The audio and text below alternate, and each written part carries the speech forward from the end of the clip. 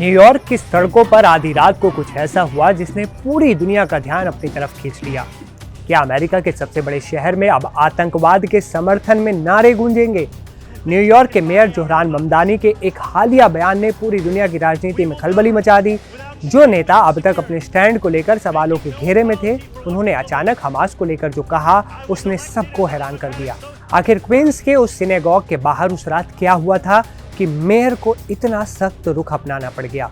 क्या न्यूयॉर्क की राजनीति अब पूरी तरह बदलने वाली है? आज के इस वीडियो में हम इस पूरी घटना का एक एक सच आपके सामने रखेंगे और जानेंगे कि आखिर क्यों जोहरान ममदानी को अपने ही समर्थकों के बीच तीखी प्रतिक्रिया का सामना करना पड़ रहा है। नमस्ते, मैं हूं असीम और आप देख रहे हैं एनडीटीवी इंडिया। सबसे पहले ये जान लीजिए कि आखिर ये पूरा विवाद शुरू कहां से हुआ। गुरुवार की रात न्यूयॉर्क के क्वींस इलाके में सिनेगॉग के बाहर जबरदस्त विरोध प्रदर्शन हुआ।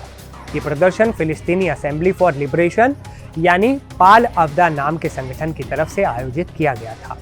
इस प्रदर्शन में दो गुट आमने सामने थे।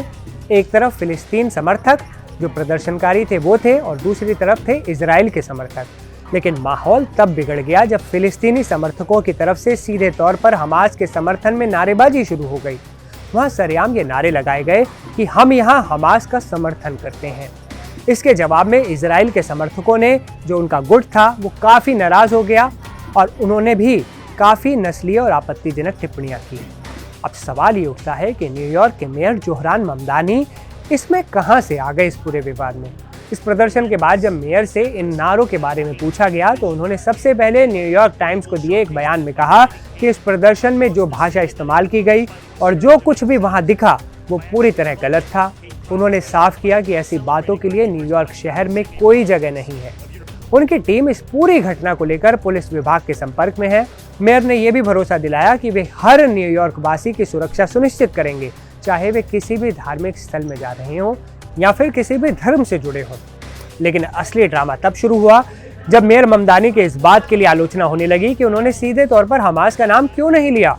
लोगों ने सवाल उठाए कि मेयर गोल मोल बातें क्यों कर रहे हैं।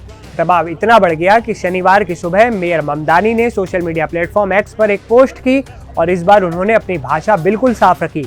उन्होंने सीधे तौर पर लिखा कि एक आतंकवादी संगठन के समर्थन में लगाए गए नारों के लिए हमारे शहर में कोई भी जगह नहीं है।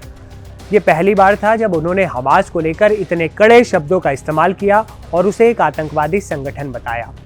ये मामला सिर्फ मेयर तक सीमित नहीं रहा। न्यूयॉर्क के अन्य बड़े नेताओं ने भी इस घटना की कड़ी निंदा की।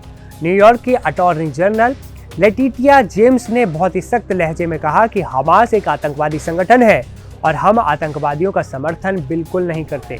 वहीं न्यूयॉर्क की गवर्नर कैथी होचुल ने भी अपनी नाराजगी जताते हुए कहा कि हमास एक ऐसा संगठन है जो यहूदियों के नरसंहार की बात करता है। आपकी राजनीतिक सोच चाहे जो भी हो, लेकिन इस तरह की भाषा न्यूयॉर्क में बर्दाश्त नहीं की जाएगी। हैरानी की बात तो तब हो गई जब कांग्रेस सदस्य अलेक्जेंड्रिया ओकासिया ने भी इस प्रदर्शन की आलोचना की। उन्होंने कहा कि एक यहूदी बहुल इलाके में जाकर हमास के समर्थन में नारे लगाना एक बेहद घिनौना और यहूदी विरोधी काम है।